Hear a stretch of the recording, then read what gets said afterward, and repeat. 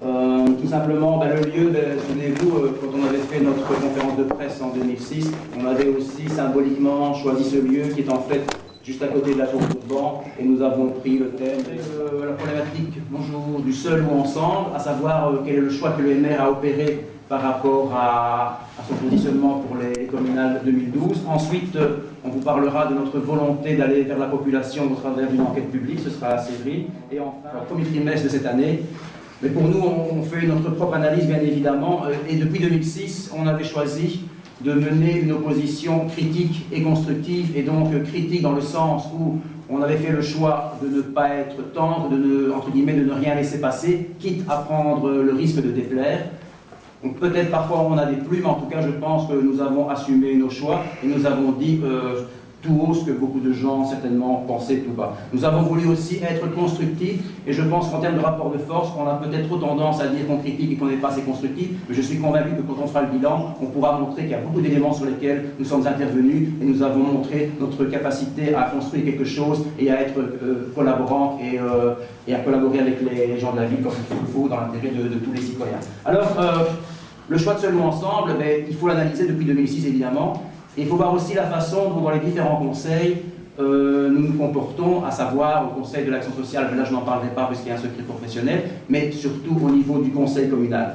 Si vous analysez la façon de voter les projets, les propositions de la majorité, vous verrez que vous n'avez pas un clivage opposition-majorité. Vous verrez que les votes, parfois on vote avec la majorité, parfois on ne vote pas avec elle, et que les autres partis d'opposition font de même. Donc il n'y a pas vraiment un clivage clair et net qui pourrait servir de réflexion à Seul ou Ensemble. Ce qui fait que pour nous, eh bien, on a démontré, je l'espère, depuis 2006, par le travail des mandataires, que nous avions la volonté de présenter, de défendre des idées centre-droite, c'est le programme du MR, mais par rapport à la situation à Thouars, on veut surtout avoir un volet social important et aussi une approche populaire, on veut une approche de proximité par rapport à la population. Donc là, clairement, l'analyse part de ce simple fait, c'est que nous nous démarquons clairement d'autres formations politiques, qu'elles soient de la majorité ou de l'opposition. Alors bien sûr, il y a une certaine séduction à se dire on pourrait s'unir pour renverser une majorité absolue qui est là depuis 35 ans.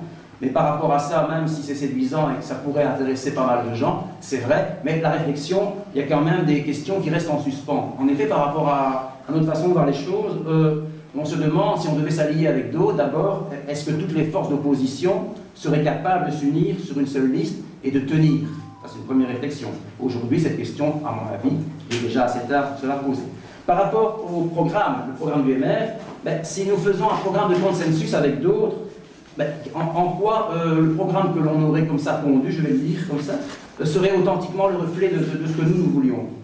Alors, évidemment, plus politiquement parlant, c'est quel serait un projet de gauche avec des alliés, une alliance de formation de gauche pour renverser une majorité qui est déjà de gauche. Nous, on préfère clairement se distancier en se disant que notre programme, ça doit refléter nos valeurs à nous, mais surtout, on doit bien faire comprendre à la population que nous incarnons véritablement une alternative qui se veut concrète et tout à fait praticable. Alors, voilà, dans cette idée-là, l'idée d'un cartel seul contre le PS, nous estimons que ça limiterait notre façon de défendre nos idées, notre façon de nous adresser à la population pour la convaincre effectivement que notre projet constitue, je l'ai dit, une alternative. Pour la tête de liste, il n'y a pas eu trop de divergences de vues ou c'était prévu comme ça ou comment ça s'est déroulé le choix de la tête de liste donc?